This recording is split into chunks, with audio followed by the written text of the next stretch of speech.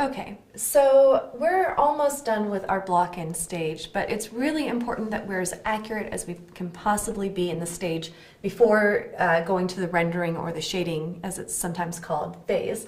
The reason for that is that if we start shading in here and then we realize that the whole arm is too wide, we have to wipe out all that shading and redo it. So we want to make sure that we are not making ourselves do more work than we have to in order to get a finished drawing. So one really great way to help us check our mistakes is to turn the board upside down. So you'll see that I have turned my board upside down, and I'm going to kind of clean up and refine as much as I can now so that as closely as possible that this resembles that. So again, I'm going to start by just kind of cleaning up as much as I can and checking as I do so to make sure that I agree with the lines that I have down. Something to take note of too, when you're using a kneaded eraser, they come in a big package usually. It's much more easy to use your eraser if you just take a piece of it off of the package and you kind of roll it like this in your hand, so this isn't a very big piece. And then you can kind of make a wedge with it, and that'll help you kind of clean up your lines and give you more control about how you're erasing back the charcoal. So again, I'm just trying as much as I can to clean up my drawing. Make sure that the lines I don't want go away and the lines that I do want stay. A great advantage of turning your drawing upside down is that it gives what we sometimes call in the atelier fresh eyes. And what that means is that you're able to see things in a fresh way and a new way and catch mistakes that you wouldn't otherwise make, or might not otherwise catch. So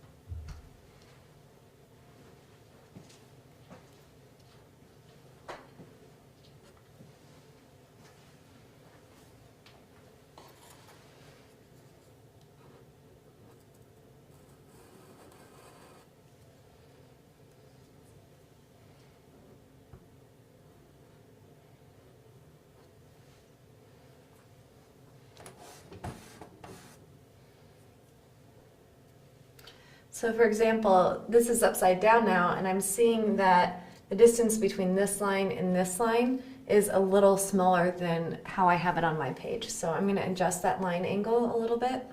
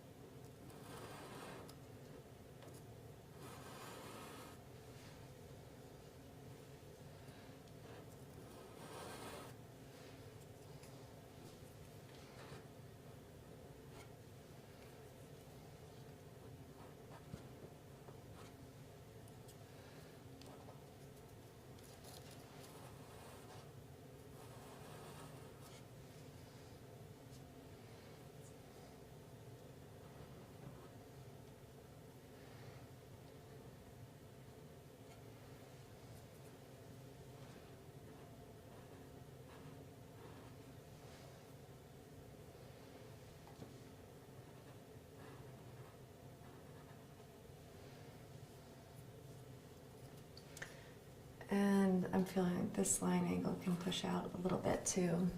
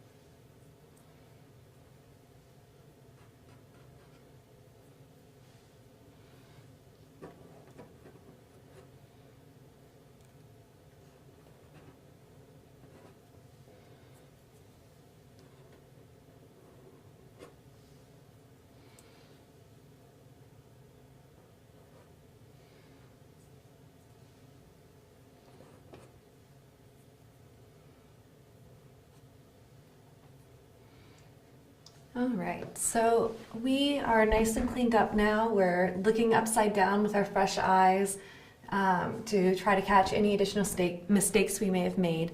One last thing that you can do is to stand up and get a good distance between yourself and your drawing. It helps you see the bigger idea, and oftentimes will help you catch your mistakes as well. So you don't see me doing that in between videos because I'm off the camera, but you know, we're standing back and looking very carefully from a distance, and distance really helps. If you can get 6, 7, 8 feet at least, then it'll help you find and identify the mistakes in your drawing.